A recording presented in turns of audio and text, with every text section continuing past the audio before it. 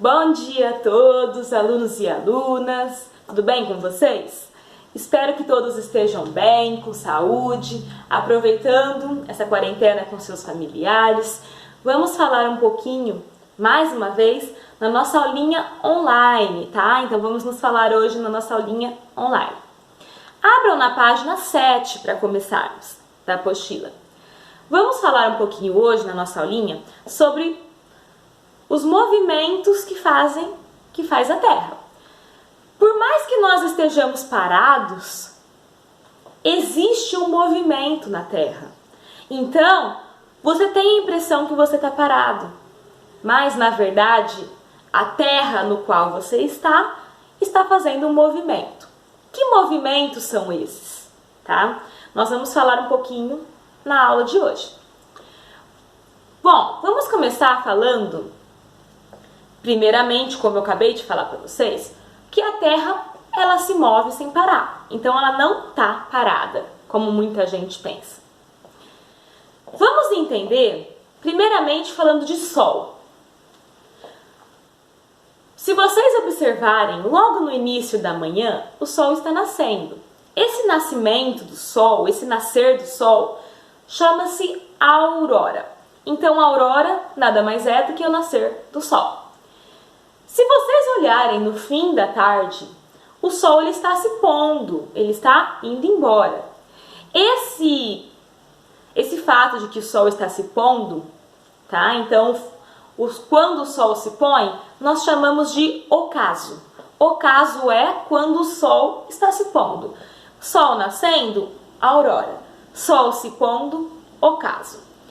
Antes do Sol se pôr, o período que vai entre o nascimento e entre o Sol se pôr, nós chamamos de movimento aparente do Sol, tá?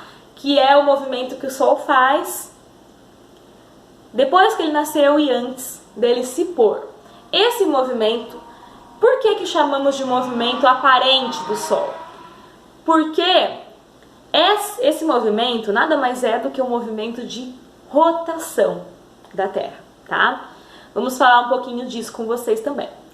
Bom, a Terra, ela gira constantemente de oeste até leste. Então, de oeste a leste, ela gira em seu próprio eixo. Então, imaginem a Terra girando em seu próprio eixo, de leste a oeste, de oeste a leste, girando em seu próprio eixo. Esse movimento da Terra em seu próprio eixo chama-se movimento de rotação. Então, o que é movimento de rotação? É o movimento da Terra em seu próprio eixo, tá? De oeste a leste. Esse movimento da Terra em seu próprio eixo, ele dura 23 horas, 56 minutos e 4 segundos. Nós arredondamos para 24 horas.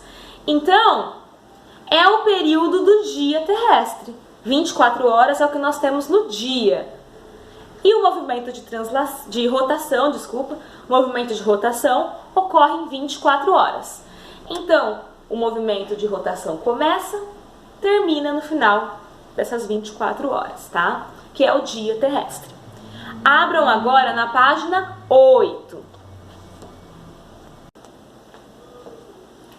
Bom, então 24 horas é o movimento de rotação, que é o nosso período do nosso dia, tá?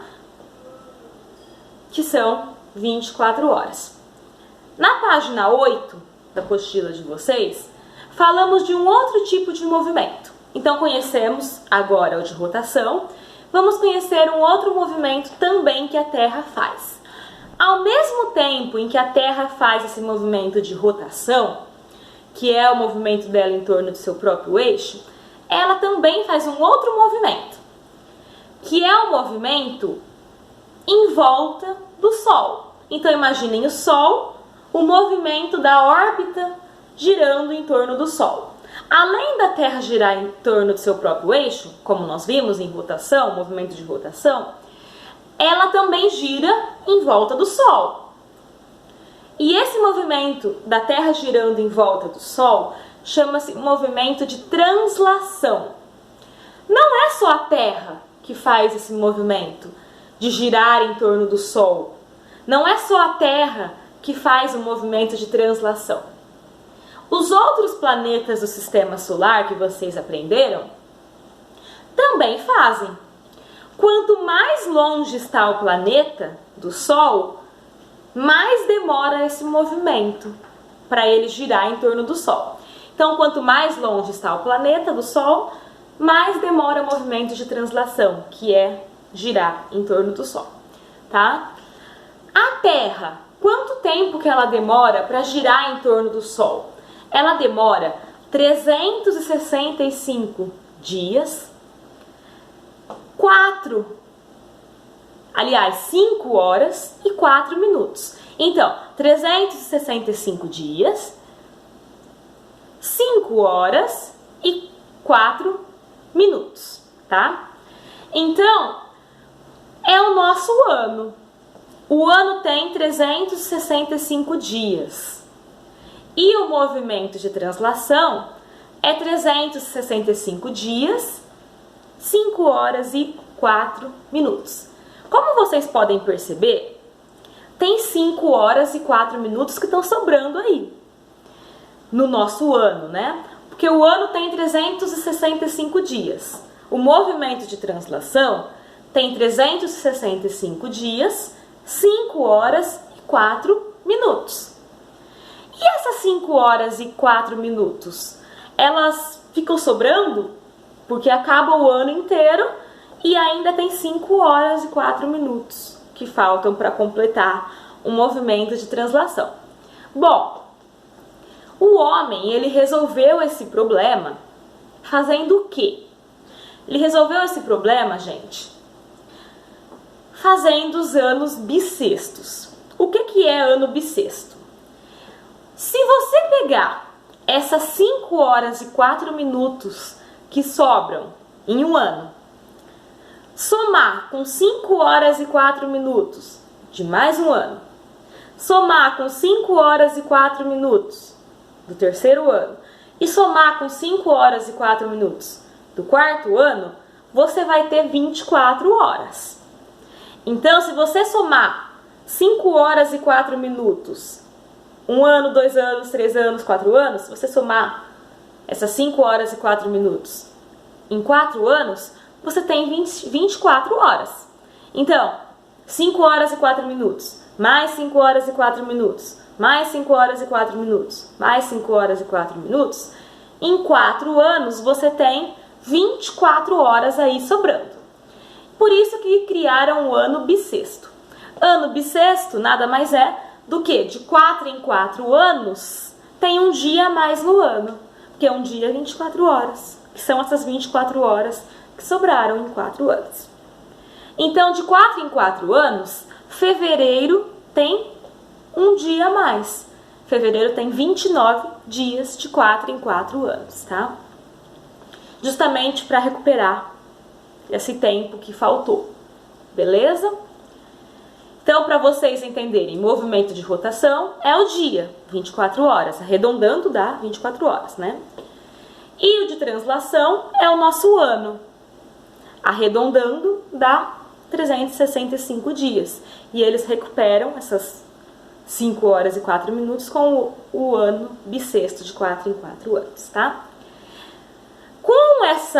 Com esse movimento de que a Terra está sempre rodando, translação e rotação, tem lugares do planeta Terra que está pegando ali mais Sol. E tem lugares do planeta Terra, conforme ela vai rodando, que está pegando menos radiação solar. Quando esse lugar do planeta Terra está pegando muita radiação solar, nós temos a estação verão. Então, verão aqui no Brasil é quando esse movimento de translação fez com que o Brasil estivesse pegando bastante radiação solar, tá? Outros lugares do planeta Terra não estão pegando essa mesma radiação do Brasil, por exemplo. Então, tem outros lugares que é inverno, enquanto no Brasil é verão, tá? Conforme a Terra vai girando, esse país que era inverno vai ser verão, porque vai pegar mais radiação solar, e o Brasil, por exemplo, que era verão, vai ser inverno, vai pegar pouca radiação solar. A primavera e o outono são as estações intermediárias, tá? No meio de inverno e verão. Então, esse movimento permite as estações do ano, tá? Quando o lugar pega mais radiação solar, verão. Quando pega menos, inverno. Por isso que nós temos as estações do ano, tá? Quero que vocês façam aí na página 8, coloquem aí, escrevam aí, então, fazer desafio da página 8. É um desafio que tem aí que eu quero que vocês façam. Abram agora na página 9. Na página 9, nós vamos falar um pouquinho do que as pessoas acreditavam antes de descobrirem que a Terra gira em torno do Sol. O movimento de translação, sabemos hoje, que é o período que demora a Terra para girar em torno do Sol, justamente porque a Terra gira em torno do Sol, tá? Mas é fácil falarmos hoje, mas antigamente não se sabia disso. Só para vocês entenderem, durante 13 séculos, eles acreditavam que era o oposto, que era o Sol que girava em torno da Terra, que não era a Terra que girava em torno do Sol. Depois que foi descobrindo isso. Bom, Ptolomeu, gravem esse nome, uma pessoa chamada Ptolomeu, propôs no século II que a Terra ficava no centro de tudo. Então a Terra estava no centro de tudo, nesse modelo que o Ptolomeu propôs, e em torno dela girava o Sol, girava as estrelas, girava os outros planetas do sistema solar. Esse modelo chama geocêntrico. E acreditaram nele durante 13 séculos, tá?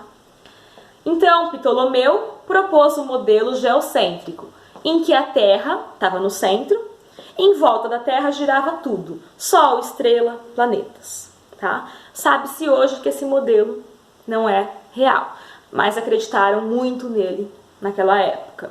Ele foi importante porque ele fez com que 13 séculos depois descobrisse o modelo que nós conhecemos hoje. Depois de 13 séculos, Copérnico, então decorem mais um nome, Ptolomeu, modelo geocêntrico, Terra no centro, e em torno dela girava tudo. Copérnico, uma outra pessoa, propôs um outro modelo. No modelo de Copérnico, o Sol ficava no centro do universo, então não era mais a Terra, era o Sol. O Sol ficava no centro e em volta do Sol girava a Terra, girava estrelas, girava outros planetas. Então tudo girando em torno do Sol. Sabe-se hoje que esse é o modelo certo, tá? Esse modelo proposto por Copérnico, em que o Sol está no centro e em volta gira a Terra, em volta gira outros planetas e as estrelas, do século XVI, ele propôs isso no século XVI, chama-se modelo heliocêntrico. Então, o modelo geocêntrico proposto por Ptolomeu, a Terra estava no centro, em volta dela girava tudo. Copérnico, 13 séculos depois, no século XVI, criou outro modelo, que é o modelo heliocêntrico, em que o Sol está no centro e em torno do Sol gira tudo. Em torno do Sol gira tudo. Estrelas, Terra e os outros planetas. Sabe-se hoje que esse modelo é o modelo ideal, tá? O modelo correto. Kepler é uma outra pessoa, descobriu o que há muito tempo eles acreditavam, que essa circunferência, esse movimento de translação dos planetas em torno do Sol, era uma circunferência completa, uma circunferência perfeita, tá? Kepler descobriu que é uma circunferência completa, mas não é uma circunferência totalmente perfeita, redondinha, tá? Então ele descobriu que essa circunferência não é totalmente perfeita. Abram na página 10. Escrevam aí também, fazer exercícios da página 10, tá? Então tem desafio da página 8 e exercícios da página 10. Espero que tenham gostado da aula, que tenham entendido bem. Se não entenderem, podem me perguntar. Beijos, abraços, fiquem todos com Deus.